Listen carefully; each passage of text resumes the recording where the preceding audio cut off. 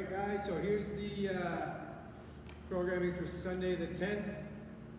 We're going to do a little card game warm-up. So it's going to be 5 minutes. You're just going to put on a clock for 5 minutes. Just so that it doesn't go forever. You're just going to do, try to be continuously moving. Once you're done whatever you get, you're going to go right to grab another card right away and get moving again. So it's not a race, but we're just trying to try not to have the transitions be too long. Okay, so you're gonna pick a card. So I got 3 of spades. So that means I'm gonna do 3 dumbbell rows, right? So we're gonna do those ones. So I'm gonna have my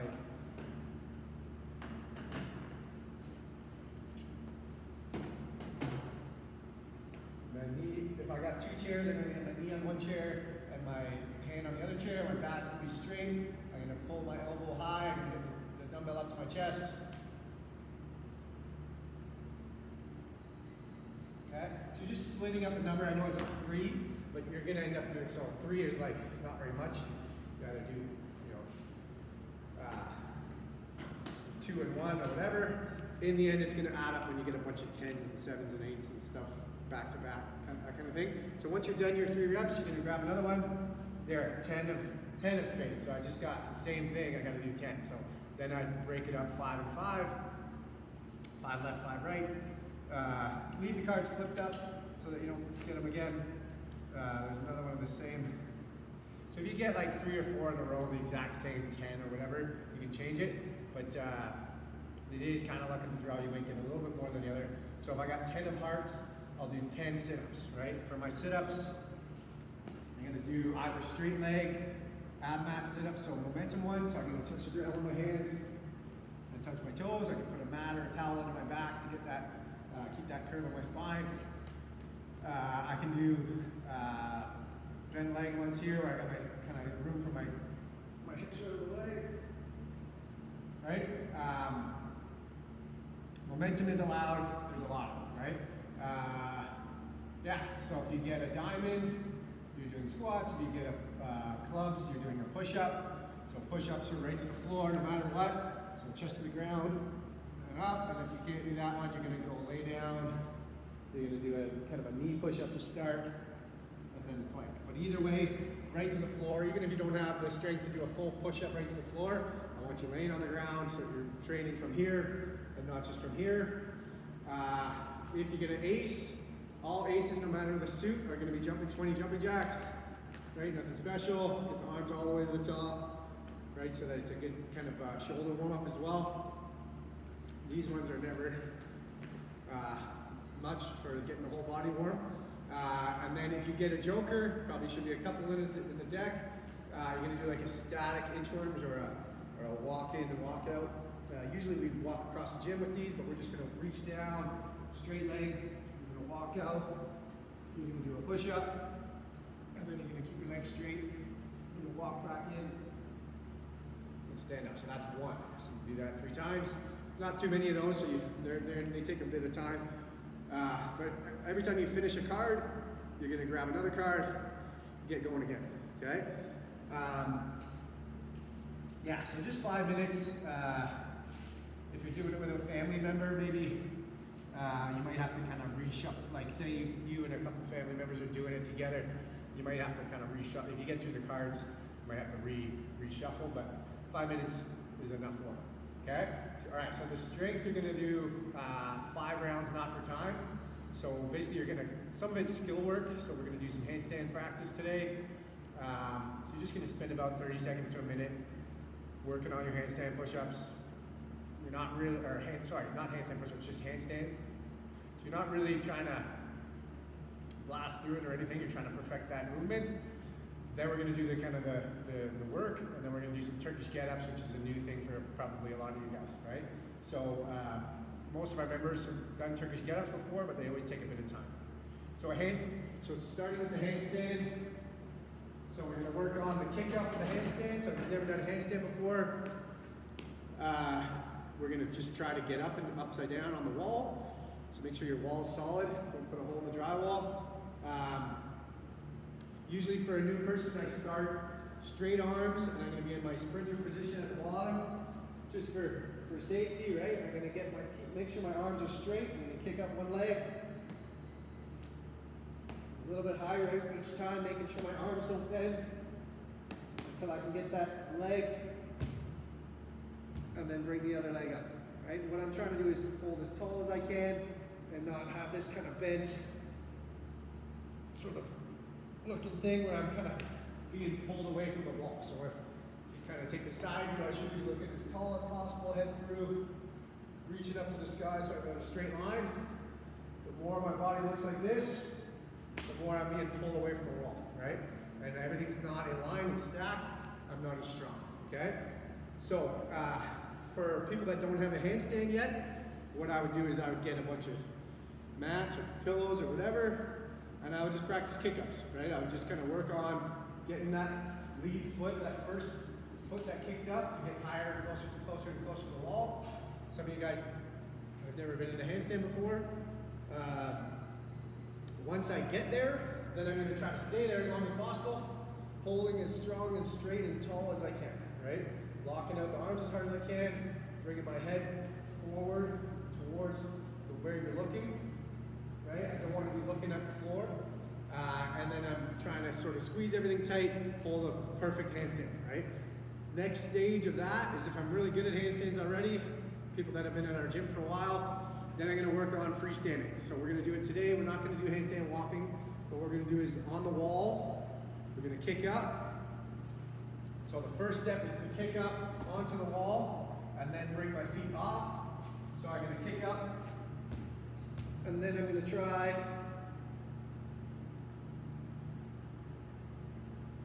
I don't know if you can see that, but I brought my feet off the wall a couple inches and I held a headstand off the wall, right? Next step would be to not kick the wall, right? So softly kick the wall or kick up to where you don't hear my feet hit the wall. So I'm going to kick up.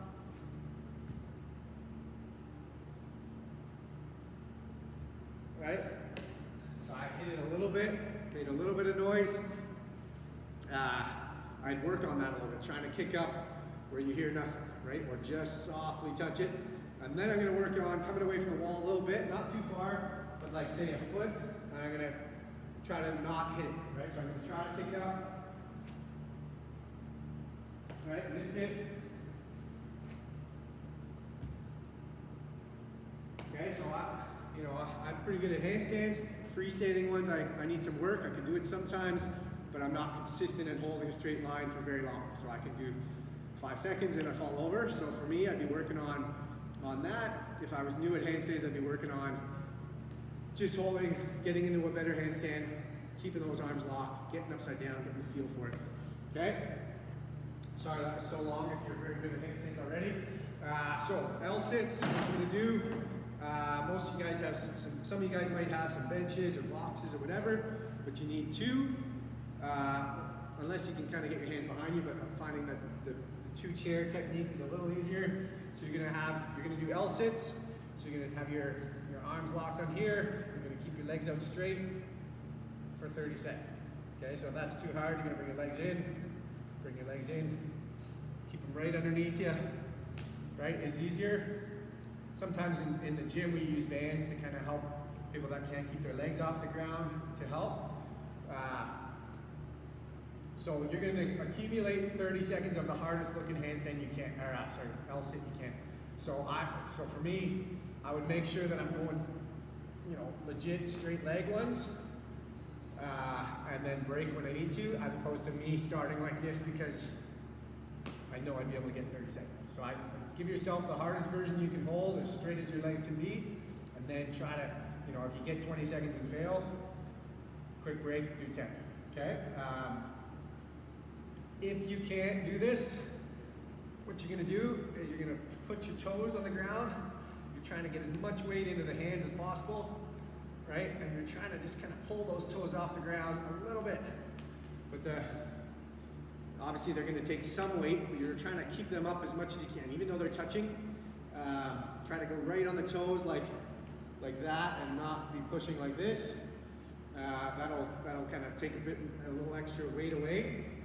And you're just trying to get 30 seconds, like breaking it up. So obviously you're trying to break as little as possible. If I can do it in 1 break or 2 breaks, I don't want to just do, 3 seconds and break, 3 seconds and break, right? Trying to hold as long as I can. And then you're going to do Turkish get-ups, okay? So Turkish get-ups are a good shoulder stability drill and a good core drill. But usually when we kind of, usually we need to practice these through, do some light ones before we start. So that might be a little hard when you don't have, if you don't have, a bunch of different weights of kettlebell or dumbbell, and you just have the one decently heavy one. It might be hard to kind of practice the skill before you start. So you might want to do a couple where you just get the footwork down before you add any weight, right? So what a Turkish get-up is, you can practice without weight. You can just put your arm up like you have a weight there just to practice. Some of you guys might need to use a water bottle. These are really hard. So if you've never done these before, 5-pound dumbbell or a bottle of water, something you can hold on to, or a windshield washer jug is always kind of, it has a little handle, and you can kind of sit it on the back of your forearm like a kettlebell, something like that. Just enough weight to make it challenging, but not kind of pull you out of position. Okay, so what you're going to do is you're going to have you can use 2 hands to get it up. Okay, this hand's out wide to the side, and I got my same leg up as I have of the kettlebell, right? This arm should be going straight to the ceiling the whole time, okay? So I don't want to have it ever go to the side or bend, right? This arm should be pointed straight up, so I'm going to keep an eye on it, make sure it is. I'm going to go onto my elbow, whoop. Okay, and then I'm going to go onto my hand, okay, and then I'm going to, biggest thing through this point is that I bring my hips high so that I can get the kettlebell, or so I can get to a lunge stance, okay? So I'm going to bring my hip up, and then I'm going to bring my leg all the way to the back of the lunge, right? And now I just can stand up. Okay, still don't want to let this arm bend. I want to keep this straight to the ceiling. So move back so you get some, right? On the way down, I'm doing the exact same thing. I'm going to put that same leg down to a lunge. I'm going to put the same hand out wide. I'm going to really still keep my hip up so I can get my leg through. And then I'm going to go elbow and hand and control down. What I don't want to do is just get to here and just go boom, right? And kind of flop down. It's really about control, right? So I'm going to do 2 on the left side, 2 on the right side, right? The biggest thing you see when people are here is that they just do this and then they try to stand up like that. So I really got to get my hip up so that this front foot can get to the back. And then when I'm coming down, I'm going to get this hip up so that, right, front foot can get through. I really don't want to just do this and then try to get up on my knees like this, okay? So try the skilled part first. Maybe kind of grab a light water bottle, marker, anything super light, nothing. But the idea is that you want to have something with a little bit of weight on it so that you can feel when it's getting out of position. I can do the whole thing with my arm out here. It's a little light, right? So you could do 2 on one arm and 2 on the other arm, or you could do left, right, or whatever. It's kind of a skill, but it's mostly about shoulder stability and core stability, okay? It's not a race, okay? So then you're gonna do a version of, there's a CrossFit workout called Filthy 50. We've done it in the gym before. So it's 1 round. You're going to do 50 reps of everything. We kind of had to change a few things around because there's some pull-ups in there and some other things that we don't have access to at home. But you're going to do box jumps. So you're going to do, you can use a step, stairs, deck, whatever you got to do. Just make sure that that box jump is a 2-foot takeoff, 2-foot land. Find something that's kind of safe and solid. So 2-foot takeoff, and then I'm going to stand up tall on the top of the box. I can step down or jump down. They're not going to start out too hard, but 50 is going to add up, right? Then you're going to do dumbbell rows. Okay, you're going to use that same thing we did in the warm-up.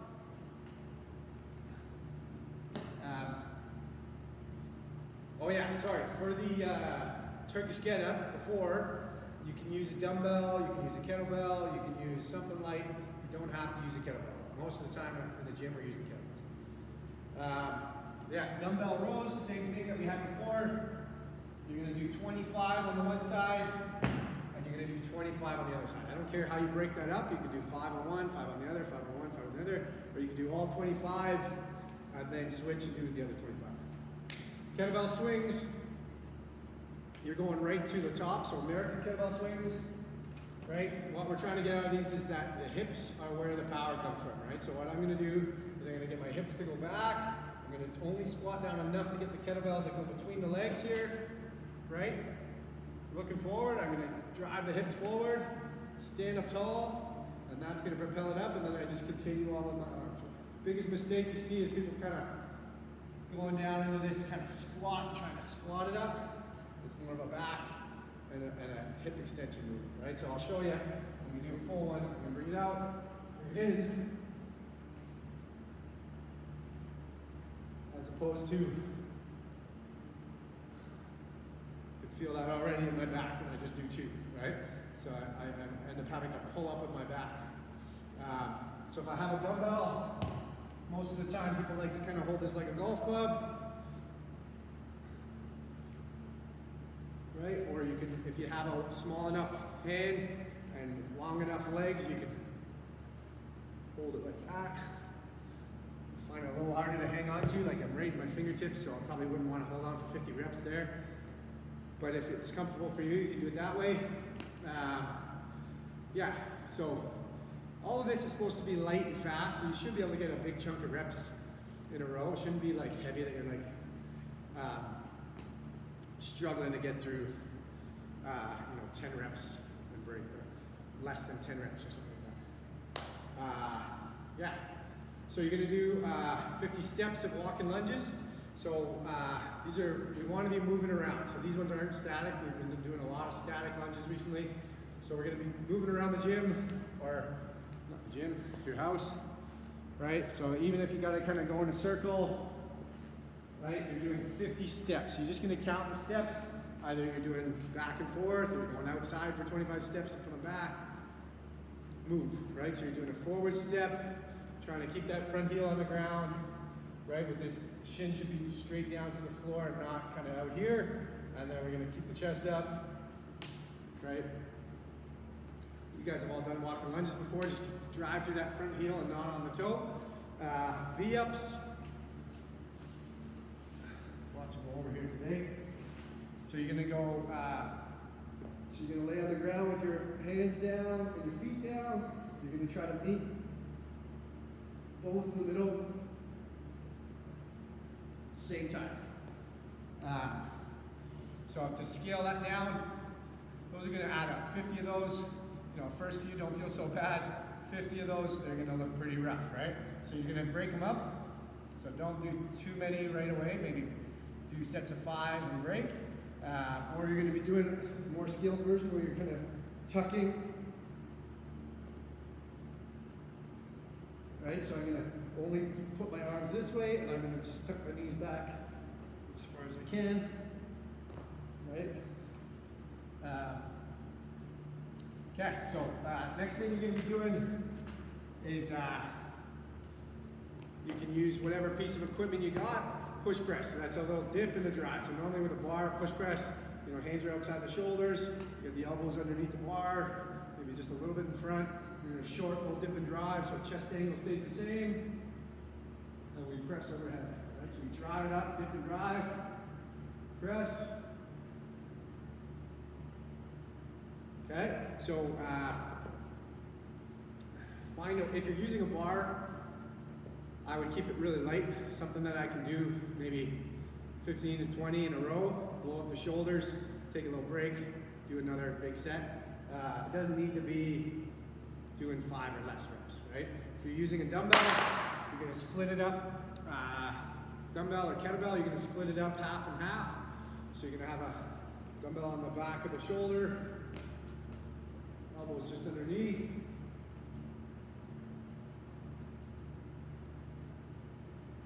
Okay, so you're using your legs to drive it straight up, and then the shoulder just kind of finishes the rep.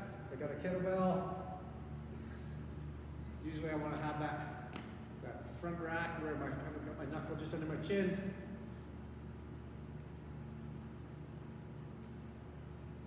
Right. I would find those a lot harder to be able to do 50, but work with what you got. If I've got only a med ball, you could use this as well. So I'm going to hold the ball here. Try not to lean back too much.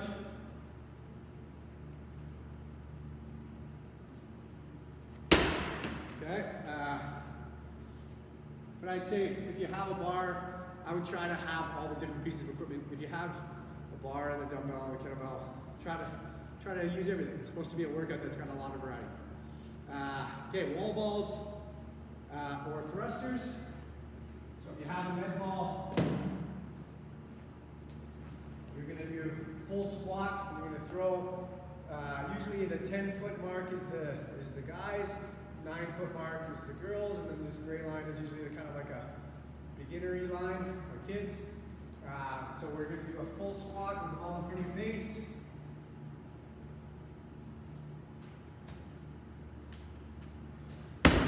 Okay, just make sure that when you're doing those, that the ball, when you get in that squat, the ball's right kind of chin height, squatting down like this, driving hard, and then throwing. What I don't want to do is start throwing here, right?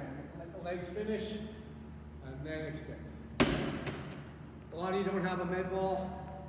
What I would do in that situation is hold my dumbbell with 2 hands, squat, okay, or barbell thrusters that are light, okay, or a kettlebell, holding the kettlebell. Yeah, 50 thrusters is a lot, so make them light. Burpees, chest to the ground. We've done a ton of burpees recently, but there's no standard today on jumping out or stepping out. Just chest to the ground and jump and clap. Obviously, when it's 50 in a row, it might not be quite as fast as some of those sprint style workouts we had recently. And then you're going to do double unders, double skips, or single skips, right? So if you have 50, if you have doubles in you, or you can kind of chip away to get there, you can do 50 doubles, 1 jump, 2 spins. If you don't have those, you're going to do 100 single skips. Just straightforward, nothing special. Yeah, so it's 1 round through that list. Complete everything once. You're done. Check your time. Okay. Let me know if you have any questions. Feel free to message email me or message me on the number on this video if you have any questions about it. Okay? Good luck, guys.